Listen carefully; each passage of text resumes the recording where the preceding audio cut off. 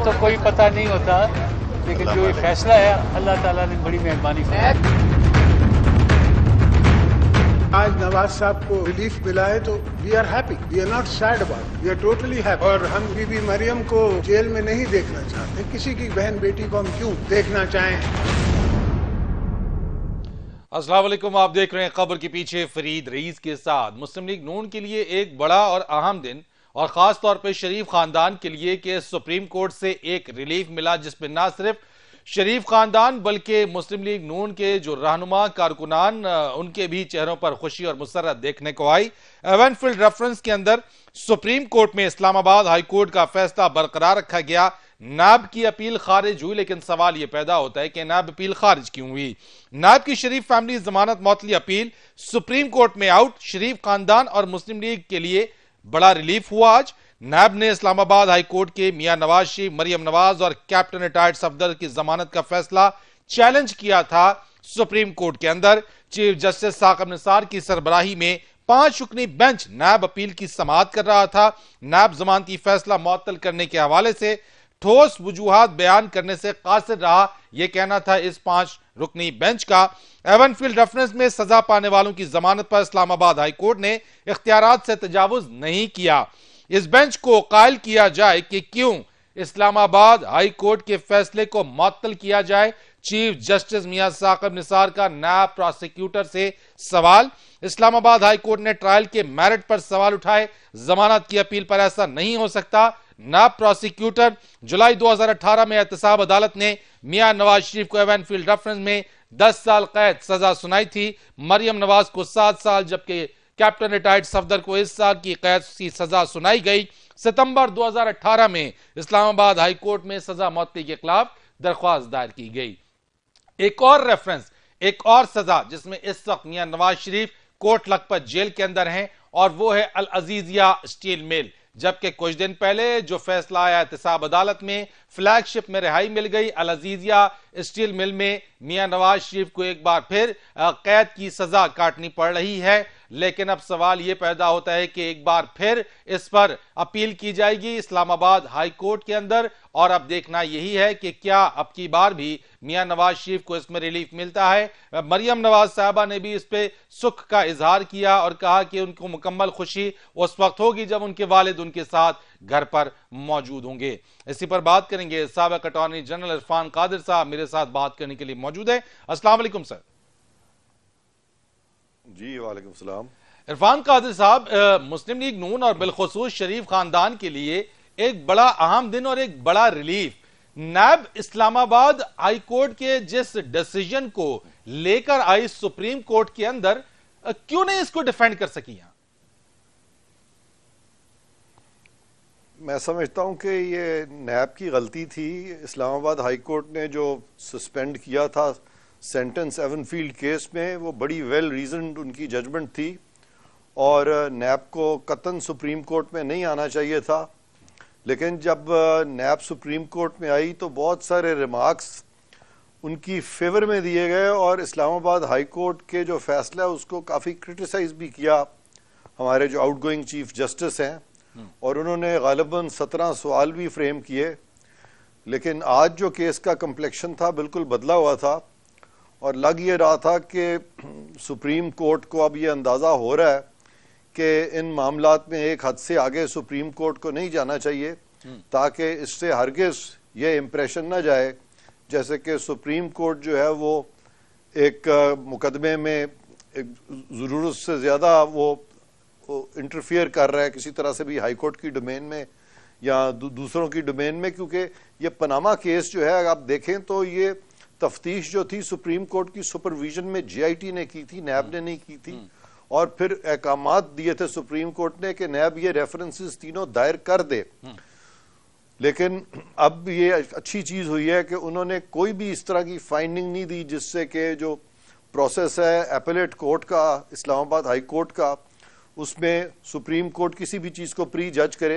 लेकिन इरफान कादिर साहब, Panama case के अंदर हमने बड़ा जारहाना अंदाज देखा, उस वक्त हियरिंग्स देखी, एहतसाब अदालतों में हियरिंग्स देखी, और उसके ऊपर काफी ज्यादा जो पॉलिटिकली मैं आपसे क्वेश्चन तो नहीं करूंगा, लेकिन उसके ऊपर पूरी पूरी कंपेन्स चली। लेकिन अब जबकि इसी मामले के ऊपर जब रिलीफ मिलता है, तो मैं आपसे पूछना चाहता हूं, जैसा आपने कहा कि कंप्लेक्शन अब चेंज हो गया है, तो क्या शरीफ फैमिली को किसी तरह का रिलीफ मिलता हुआ अब नजर आ रहा है अदालतों से? जी, आज के फैसले के बाद ये अंदाजा हो रहा है कि वो जो एक ओवर रीच सुप्रीम कोर्ट की तरफ से थी, एक जुडिशल ओवर रीच, वो अब गालिबन ये जो मौजूदा अब सुप्रीम कोर्ट जो है ये उस तरफ शायद ना जाए, क्योंकि अभी रिसेंटली ये जो सुओ मोटो ज्यूरिसडिक्शन का जो एक्सरसाइज थी चीफ जस्टिस साहब की तरफ से, जिसके तहत के चीफ जस्टिस को एक बहुत ही स्ट्रांग इंडिविजुअल के तौर पे पेश किया गया था। हालांकि he is only one among equals, all जजेस आर इक्वल, लेकिन वो ये एक ऐसी बेदरेक पावर चीफ जस्टिस साहब इस्तेमाल कर रहे थे कि उसके बारे में रिसेंटली सुप्रीम कोर्ट के 2 जज साहबान ने बहुत सख्त अपने फैसले में लिखा है। और अभी रिसेंट फैसला है एक जज साहब का, और उन्होंने साफ तौर पे ये कहा है कि ये जो जुरिसडिक्शन है ये सुप्रीम कोर्ट की है, ये किसी फर्द वाहिद की नहीं है, ये किसी जज की नहीं है।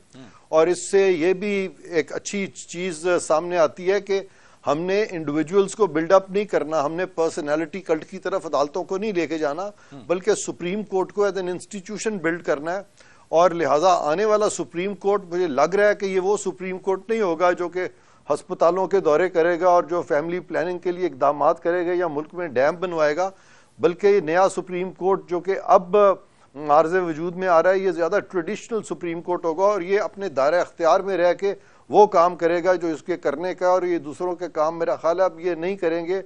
और आज का जो फैसला है ये भी इसी चीज़ की गमाजी करता है कि अब सुप्रीम कोर्ट किसी तरह से भी दूसरी अदालतों के मामलात में मुदाखलत नहीं करेंगे। आज उन्होंने इस्लामाबाद हाई कोर्ट के फैसले को अपहोल्ड किया और किसी किस्म की मुदाखलत नहीं की, बावजूद उन स्ट्रॉन्ग रिमार्क्स के जो कि आउटगोइंग चीफ जस्टिस साहब ने पिछली हेयरिंग पे दिए थे। तो ये यकदम से जो तब्दीली है या जो नरमी है, इसके पीछे वजूहात आप क्या देख रहे हैं? मैं समझता हूं कि अब जजेस ने रियलाइज कर लिया है कि अगर हम इस तरह से हद से ज्यादा अपने इख्तियारात से तजावज़ करते रहे तो अदालत जो है, सुप्रीम कोर्ट जो है, वो कंट्रोवर्सी का शिकार होगी और इससे as an institution Supreme Court जो है वो रिडिक्यूल हो सकती है। लिहाजा उस चीज़ को सामने रखते हुए अब ये लग रहा है कि सुप्रीम कोर्ट उस ओवर रीच की तरफ अब नहीं जाएगी जिसकी तरफ के सुप्रीम कोर्ट को चंद माजी में चीफ जस्टिस साहब ने धकेल दिया था। इरफान कादिर साहब, मैं आपसे पूछना चाहता हूं कि ये एहसास अब क्यों हुआ?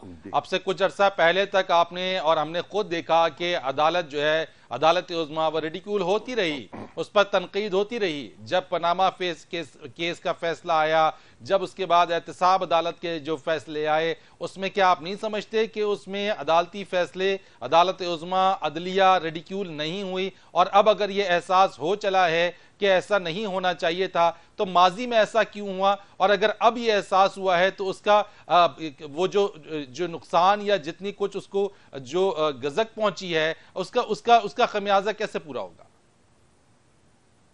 ये बड़ा अच्छा आपका सवाल है कि ये रियलाइजेशन जो है सुप्रीम कोर्ट में ये अब क्यों आई? इसलिए आई कि ये मामलात जो थे इस कदर हद से ज़्यादा बढ़ गए थे और इस कदर इस पे क्रिटिसिज्म जो था वो आ रहा था कि जज साहिबान ने ये चीज़ रियलाइज़ कर ली है।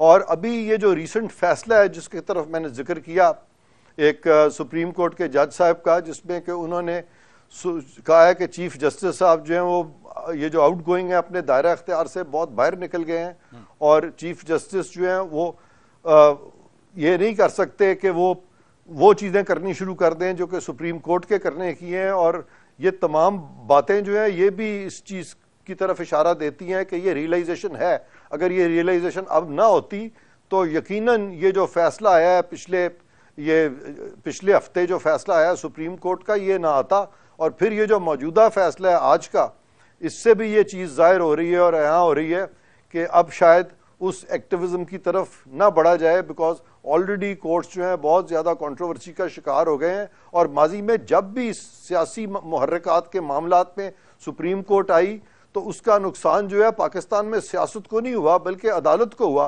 तो इस चीज़ की रियलाइजेशन जो है इस वक्त मेरा ख्याल है ये हाई टाइम था और बर वक्त मुझे लग रहा है कि सुप्रीम कोर्ट इस चीज़ को अब रियलाइज़ कर रही है और इंशाल्लाह आने वाले दिनों में हम देखेंगे कि जज साहिबान जो हैं वो अपने काम से काम रखेंगे और दूसरे अदारों के जो मुख्तलिफ काम हैं या उनके जो मामलात हैं उनमें मदाखलत से इज्तनाब करेंगे। मौजूदा फैसले के बाद इरफान कादिर साहब, आने वाले दिनों में शरीफ फैमिली जो अल अजीजिया स्टील मिल है उसके फैसले को भी यकीनन चैलेंज करेगी, तो क्या आज जो डिसीजन अपहोल्ड किया सुप्रीम कोर्ट ने इस्लामाबाद हाई कोर्ट का, आइंदा आने वाले दिनों में हम ये तवक्को रख सकते हैं कि शरीफ खानदान को इसी तरह के मजीद रिलीफ मिलेंगे और बहुत जल्द मियां नवाज शरीफ भी जेल से बाहर होंगे? हाँ, आज के फैसले से बिल्कुल उनको, इस्लामाबाद हाई कोर्ट को ये तकवीयत होगी कि हमारी जो एक हाई कोर्ट की इंडिपेंडेंस है उस पर चूँकि किसी तरह भी सुप्रीम कोर्ट ने मदाखलत नहीं की, लिहाजा वो एक इंडिपेंडेंट फैसला जो है वो आने वाले दिनों में देंगे। और अभी जिस तरह से एवन फील्ड में उन्होंने सेंटेंस को सस्पेंड किया है, तो ये एसेंशली केस जो है वो एक ऑफेंस है जिसके बारे में 3 रेफरेंसेस बना दिए गए हैं और 2 में उनकी कन्विक्शन हो गई है। तो ये बजाते खुद भी एक ग्राउंड है। इसको जो दूसरा केस है अल अजीजिया स्टील मिल का, उसको, उसमें भी कन्विक्शन इसी बात पे सस्पेंड भी हो सकती है और सेट असाइड भी हो सकती है। तो फिर अगर ये सस्पेंड अगर होती है, अगर एक ऑलरेडी सस्पेंडेड है, दूसरी भी सस्पेंड कर दी जाती है, तो इस केस का फिर मुस्तकबिल क्या होगा कानूनी नुक्ता नजर से? यानी अगर कोई डिसीजन या कोई फैसला सस्पेंड हो जाए, वो सेट असाइड नहीं हुआ, सस्पेंड हुआ है, उसको आगे प्रोसीडिंग किस तरह से होंगी? यानी क्या सिर्फ जो एक्यूज है वो सिर्फ बेल पर ही बाहर रहेगा? नहीं, इवेंचुअली जब अपील्स लगेंगी तो मुझे लगता है कि इन केसेस से ये मियां साहिबान जो है एक्विट हो जाएंगे, ये एक्विटल की तरफ जाएगा मामला, क्योंकि ऑलरेडी जो ऑर्डर लिखा है उन्होंने एवन फील्ड में बड़ा एग्जॉस्टिव ऑर्डर लिखा है और कोई वजह नज़र नहीं आती कि जब एवन फील्ड की अपील सुनी जाएगी तो उससे कोई डिफरेंट फैसला आएगा। और यही फैसला अल अजीजिया में भी मुतवक्को है, फ्लैगशिप में तो वो ऑलरेडी एक्विट हो चुके हैं। तो इससे तो यही लगता है कि ये तीनों केसों में ये बरी हो जाएंगे आने वाले दिनों में। इरफान कादिर साहब, अगर एक्विटल हो जाएगी तो फिर जिस बुनियाद के ऊपर केसेस बनाए गए, अपने जो आमदन, जो जराए से ज्यादा आमदन बनाने के जो इल्जामात तमाम तर लगे, जिनके ऊपर अक्यूज भी ठहराए गए मियां नवाज शरीफ साहब, जिसमें अपने ओहदे से भी उनको हाथ धोना पड़ा, जिसमें उनकी नाअहली भी हो गई, पब्लिक ऑफिस भी होल्ड नहीं कर सकते, अगर आगे चल के इन तमाम मामलात से एक्विटल ही होना है तो फिर ये तमाम तर जो एक्सरसाइज माजी में हुई उसका क्या होगा? फिर वो तमाम वक्त, वो तमाम इल्जामात, वो सब क्या होंगे?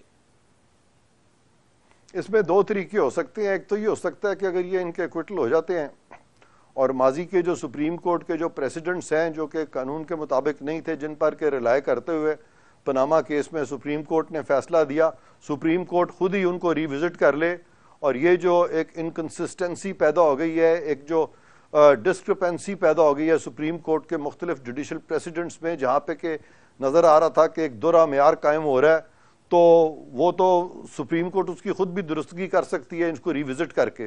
दूसरा तरीका ये है कि पार्लियामेंट जो है, ये जिस तरह से उनको नाअहल किया गया बहुत सारे पार्लियामेंटेरियंस को, जो कि सुप्रीम कोर्ट का काम नहीं था नाअहल करना, लेकिन उन्होंने कर दिया था, तो पार्लियामेंट कानून साजी के जरिए भी इन तमाम चीज़ों को ख़त्म कर सकती है और सुप्रीम कोर्ट जो है आइंदा जो भी उनका आइन में जो दायरा अख्तियार है स्ट्रिक्टली उससे अबाइड करती है और उसके मुताबिक अपना काम करती है। तो ये माजी की गलतियां जो है उसका तदारक हो सकता है और ये सब कुछ ठीक हो सकता है। लेकिन मौजूदा हुकूमत जो पाकिस्तान तहरीक इंसाफ की जो हुकूमत है, उसकी मौजूदगी में क्या आइन में या कानून जो आप बात कर रहे हैं उसमें तरमीम हो सकती है? और क्या मियां नवाज शरीफ साहब, जिनको नाअहल करार दिया गया है दोनों रेफरेंसेस के अंदर कि वो इसके सजा के 10 साल बाद भी पब्लिक ऑफिस होल्ड नहीं कर सकते, इसको क्या रिवर्ट बैक किया जा सकता है इस हुकूमत में? जी, मैं समझता हूं कि तमाम सियासी कुव्वतों को, जिसमें कि मौजूदा हुकूमत भी शामिल है, इनको अपने जो सेल्फ है इससे ऊपर रह के मुल्की मफाद को सामने रखना चाहिए और इस तरह की चीज़ें जो हैं वो ख़त्म कर देनी चाहिए, जिससे कि पाकिस्तान का आइन जो है वो एक किस्म का एक ऐसा कागज़ का टुकड़ा रह गया था जिस पे कि शायद जिसकी वायलेशन जो है वो लेफ़्ट, राइट और सेंटर हो रही थी। तो उस चीज़ को अगर आप बंद करें और तमाम जो अदारे हैं उनको आइन के तहत स्ट्रिक्टली पाबंद करने में कामयाब हो जाए तो वो ज्यादा जरूरी है, और आपस की रेशा दुआनियों से बलाए ताक होकर ये चीजें जो है ये तय होनी चाहिए, ताकि आइंदा पाकिस्तान जो है एक मजबूत जमहूरियत बन सके। ना कि हम देखें कि हमारे तमाम जो अदारे हैं एग्जीक्यूटिव के, वो चीफ एग्जीक्यूटिव जो है वो चीफ जस्टिस साहब बन जाए और वो अपना काम छोड़ के दूसरे अदारों को चलाना शुरू कर दें।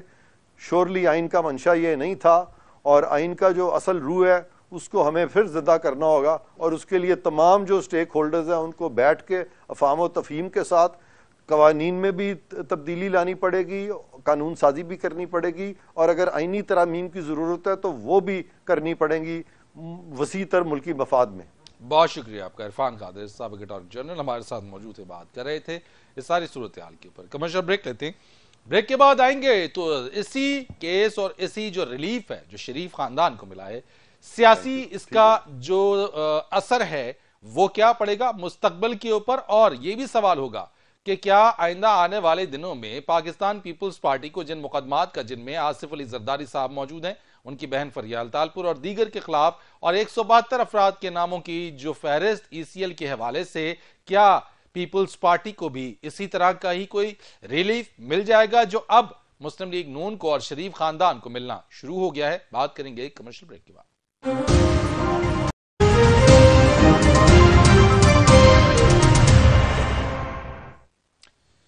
एक बार फिर आपको खुश आमदीद कहते हैं, और अब जरा बात कर लेते हैं कुछ सियासी मंजरनामे के हवाले से, और बिलखुसूस आज जो फैसला आया सुप्रीम कोर्ट का, जिसमें इस्लामाबाद हाई कोर्ट का जो डिसीजन था वो बरकरार रखा गया, नैब की अपील को सेट असाइड कर दिया गया।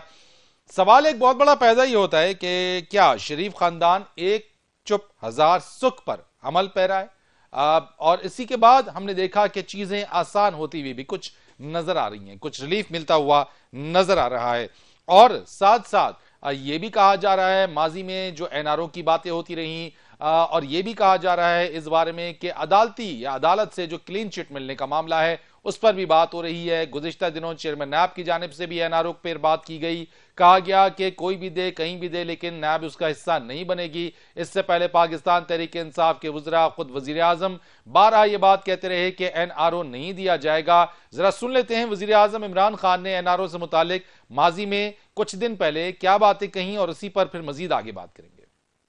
मर्जी आपने करना आप कर लें, कान खोल के सुन, नहीं मिलना मैंने लगा। जो मर्जी आपने करना आप कर लें, कान खोल के सुन लें कि NRO नहीं मिलना मैंने लगा। जो मर्जी है कर लें, लेकिन कान खोल कर सुन लें कि NRO नहीं मिलने लगा, नहीं मिलेगा। इससे पहले हुकूमती वुज़रा भी बार बार ये कहते रहे, और ये बात सामने तय ना हो सकी कि NRO कहां हो रहा है, किस तरह हो रहा है, कौन मांग रहा है, चाहे वो Murad Saeed floor of the house पे कहें या दीगर पाकिस्तान तहरीक इंसाफ के वुज़रा। इस सब पर बात करेंगे। मेरे साथ मौजूद हैं सीनियर सहाफ़ी हैं तंज़ियाकार मुर्तज़ा सोलंकी साहब। अस्सलाम वालेकुम सर। जी वालेकुम सलाम। मुर्तज़ा सोलंकी साहब, आज जो फैसला जो आया, नैब जिस अपील को लेकर सुप्रीम कोर्ट में गई उसको सेट असाइड कर दिया गया। इस्लामाबाद हाई कोर्ट का जो फैसला था उसको अपहोल्ड रखा गया सुप्रीम कोर्ट की तरफ से। मैं पूछना ये चाहता हूं आपसे कि क्या शरीफ खानदान एक चुप हजार सुख पर अमल पैरा है और उसी के समरात हमें दिखाई दे रहे हैं? जी ये तो मुश्किल है कहना, लेकिन इस वक्त जो सियासी मंजरनामा है और जो चैलेंजेस दरपेश हैं मुल्क को, और जो बड़े बड़े जो मामलात आने वाले हैं, उस हवाले से आप ये बात बहुत आसानी से कह सकते हैं कि मुल्क का जो सियासी निज़ाम है उसमें उसको ज़रूरत है, अगर इसने चलना है, कि वो मुस्लिम लीग नून और पीपल्स पार्टी दोनों का ताउन हासिल हो, वरना मामला आगे नहीं चलेगा। क्योंकि जो मुल्क की जो मुआशी सूरत हाल है, उस हवाले से भी मौजूदा हुकूमत इन मुश्किलात को कम करने में कोई ख़ास कामयाबी हासिल नहीं कर पा रही। अभी अगले हफ्ते तीसरा बजट 6 महीने के अंदर आपको मिलने वाला है। तो एक तो मुआशी चैलेंजेस बेपनाह है, उस हवाले से वफाकी हुकूमत को काफ़ी ज़रूरत है मुआशी एक स्पेस की, उस हवाले से भी जरूरत है। आप ये कहना चाह रहे हैं कि मौजूदा पीटीआई हुकूमत को ये इदराक हो चला है कि मुस्लिम लीग नून और पाकिस्तान पीपल्स पार्टी के बगैर हुकूमत चलाना या हुकूमती अमूर चलाना मुश्किल से मुश्किल तर हो जाएंगे? मामला सिर्फ पीटीआई के नहीं हैं, बल्कि इस मुल्क में और भी बहुत मुक्तदर हलके हैं और स्टेक होल्डर्स हैं जो मिलकर तय करते हैं कि इस मुल्क ने कहाँ जाना है। मिसाल के तौर पर आप इसको ले लें कि जी फौजी अदालतों की तोसी का मामला है, वो मामला पीपल्स पार्टी और मुस्लिम लीग नून के बगैर तो एक कदम आगे नहीं चल सकता। इसी तरह से अगर एनएफसी अकॉर्ड जो है, अगर वो उसमें कोई थोड़ी बहुत भी तब्दीली करनी है जिसमें वफाकी हुकूमत को कुछ ज़्यादा वसाइल उनके पास आ जाए, तो क्या वो सिंध हुकूमत या पीपल्स पार्टी के बगैर मुमकिन है? तो उसका जवाब नफ़ी में है। इसी तरह से जो मुल्क के मशरक़ और मगरिब में जो चैलेंजेस आने वाले हैं, जो अफ़गानिस्तान में जो एंड गेम होने वाली है, ये तमाम जो सूरत हाल है मुतकाज़ी है कि सिस्टम के अंदर जो है वो कोई इस्तेहकाम आए। तो और उस हवाले से इन तमाम कुव्वतों के ताउन जो है उसके बगैर आप आगे नहीं चल सकते। सोलंकी साहब, अगर ये ताउन है और अगर आपकी इस बात को मान लिया जाए कि इस ताउन में मुस्लिम लीग नून और पीपल्स पार्टी जो है वो जरूरी या बहुत ही अहम अंसर के तौर पे वो चाहिए होंगे, उनकी जरूरत होगी, तो क्या फिर तो मामला कुछ लो और कुछ दो पर ही सेटल होगा?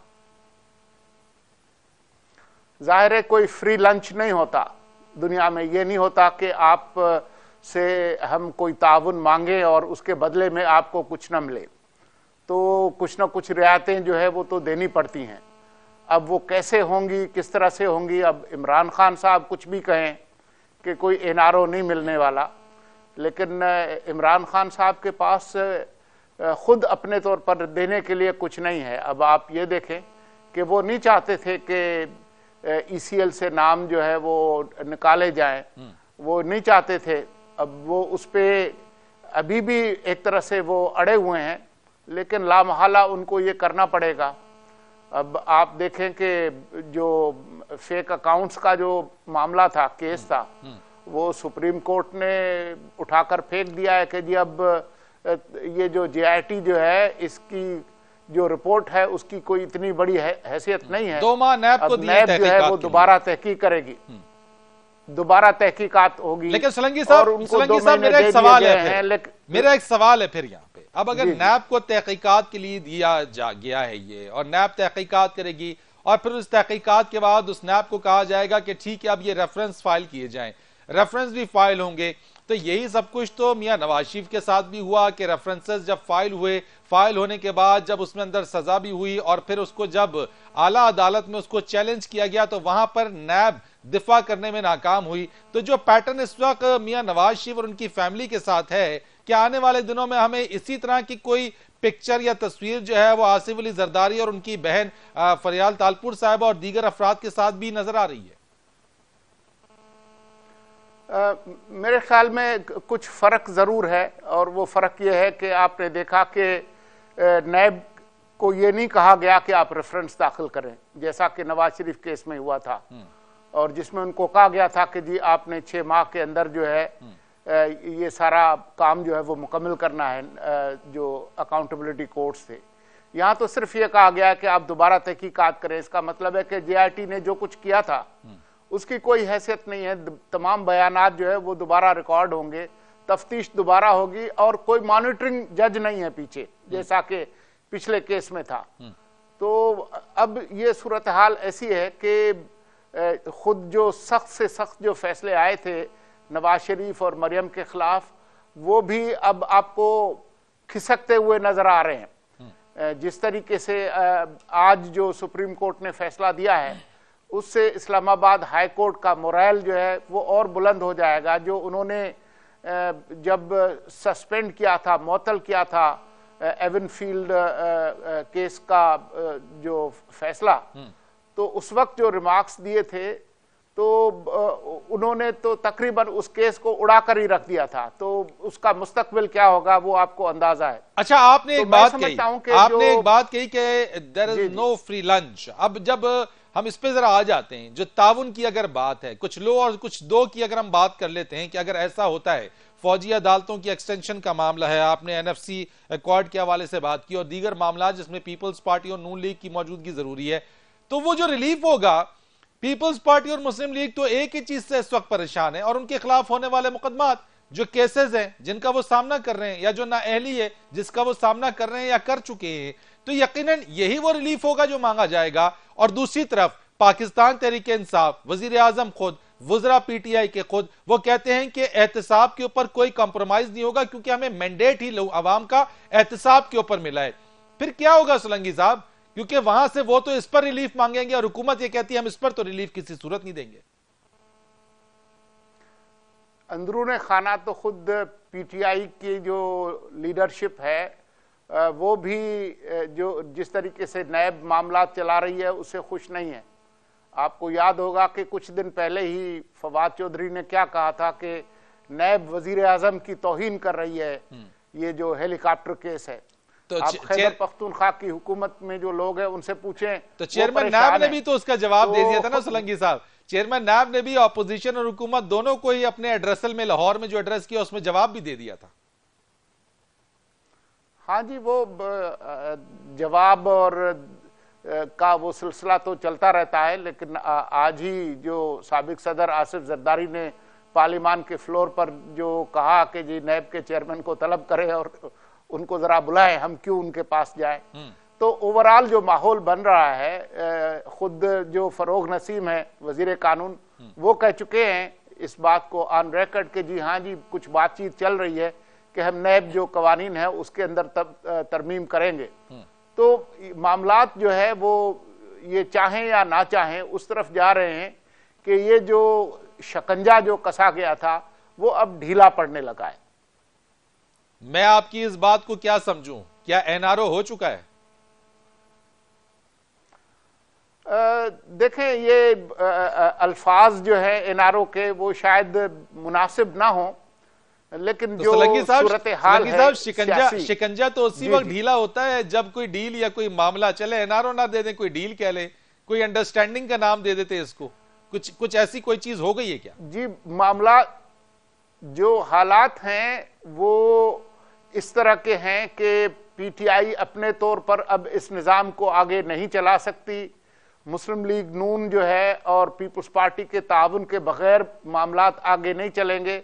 और आज के फैसले के बाद तो मरियम नवाज के खिलाफ तो सिर्फ एक ही केस था, तो अगर आज जिस तरीके से ये फैसला आया है उसके बाद उनके लिए तो कोई कदगन नहीं है, उन पर तो और कोई केस नहीं है।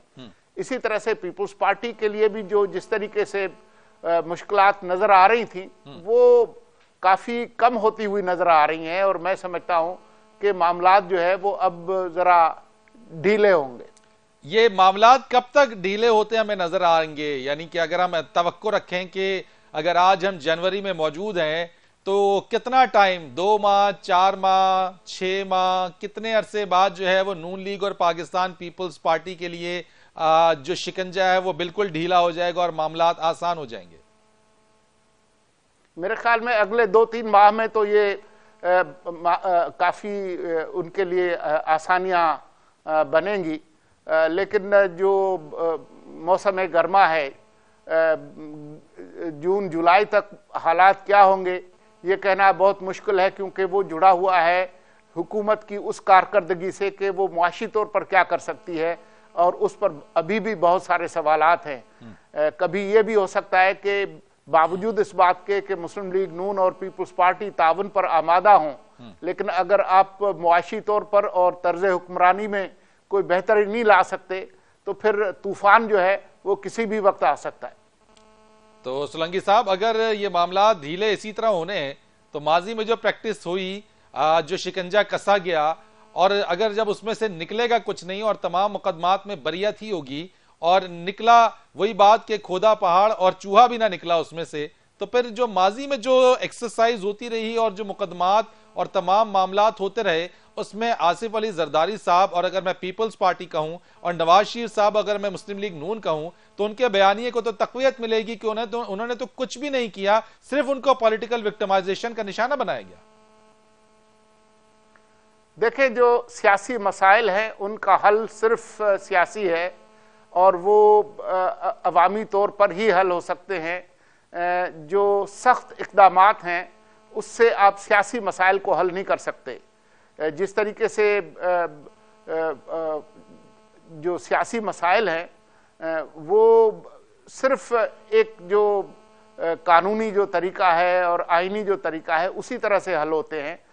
आप इंतज़ामी तौर पर उनको हल नहीं कर सकते हैं। ये इस मुल्क की 70 साल की जो तारीख़ है वो यही बताती है। ये कोई पहली दफ़ा नहीं है कि सियासतदानों को मुख्तलिफ तरीके से आपने रोका हो, उन पे केसेस बनाए हों, उनको डिस्क्वालीफाई किया हो, लेकिन एक जो सियासी प्रोसेस है वो बिलाखिर आगे चलता है, वो रोका नहीं जा सकता। फिर एहतसाब का क्या होगा सोलंकी साहब, जिस एहतसाब के बारे में कहा जा रहा है और बात हो रही है?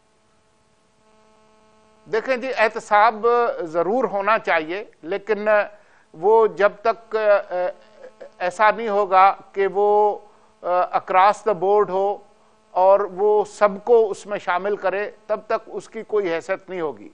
एहतसाब के नाम पर आप अगर ऐसा करेंगे कि एक दो जो अपने मुखालफिन हैं सिर्फ उनको दीवार से लगा दें, तो वो उससे इंतकाम की बू आएगी और लोग उसको कबूल नहीं करेंगे, चाहे आप लोगों को जेल में डाल दें, ठीक है, कुछ भी कर लें। बहुत शुक्रिया आपका। सीनियर सहाफ़ी हैं, तज्ज़ियाकार मुर्तज़ा असलंगी। जो सियासी सूरत हाल और आज होने वाले सुप्रीम कोर्ट में जो नैब की अपील खारिज हुई उसके सियासी असरात के ऊपर बात कर रहे थे। एक कमर्शियल ब्रेक लेते हैं और बात करेंगे कुछ रकबे के लिहाज से पाकिस्तान का सबसे बड़ा सूबा बलोचिस्तान पानी की बूंद बूंद को तरस रहा है। बात करते हैं कमर्शियल ब्रेक के बाद।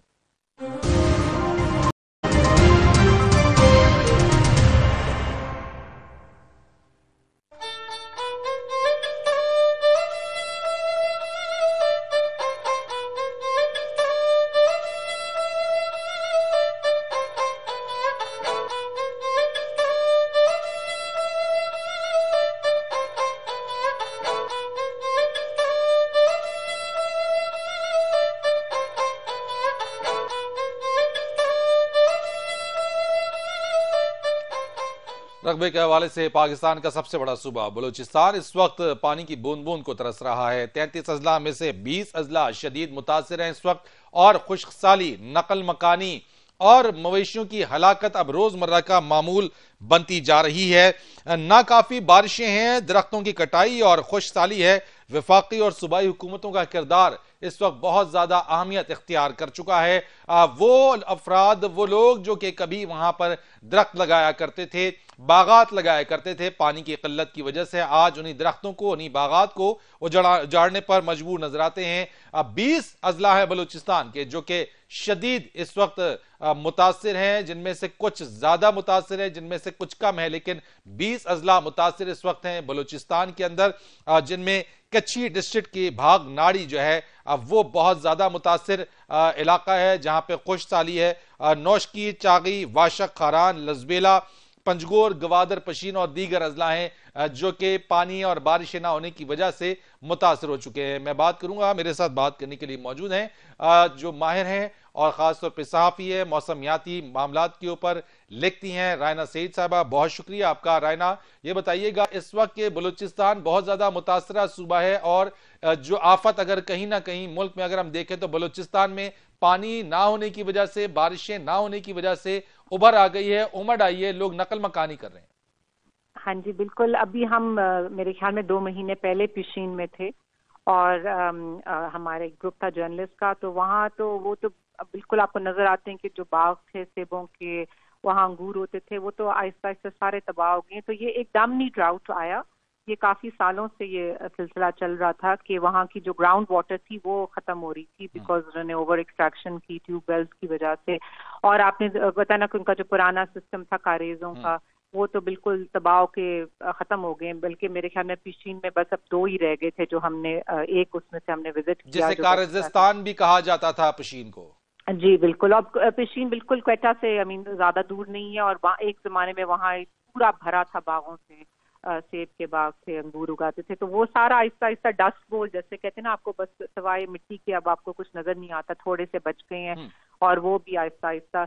तो वो वहाँ के मकामी लोगों का यही था कि भी आप इतने बड़े डैमों की बात करते हैं और करोड़ करोड़ बिलियंस की बातें करते हैं, तो हमें आप छोटे छोटे चेक डैम ही बना दें तो हमारे लिए बहुत होगा कि जब बारिश होएगी तो सर्दियों में या होती है कभी ना कभी, तो अभी तो काफी महीने से नहीं हो रही, मगर जब होगी तो हम एटलीस्ट वहाँ थोड़ा सा पानी इकट्ठा करके तो हमारा ग्राउंड वाटर थोड़ा रिचार्ज हो जाएगा, तो हम फिर अपने कारेज को भी, बिकॉज कारेज वो इतने सूख गए हैं कि बिल्कुल ग्राउंड वाटर ही खत्म हो गई है, तो बेचारे यही कह रहे थे कि थोड़े हमारा भी सोचें कि हमारे कोई।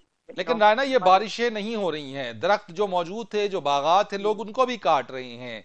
जो ये बिलियन ट्री सुनामी है, क्या बलूचिस्तान के अंदर इस प्रोजेक्ट को, क्या इसी चीज को क्या इम्प्लीमेंट नहीं किया जा सकता? क्या दरख्त नहीं लगाए जा सकते ताकि बारिशें तो हों वहां पर?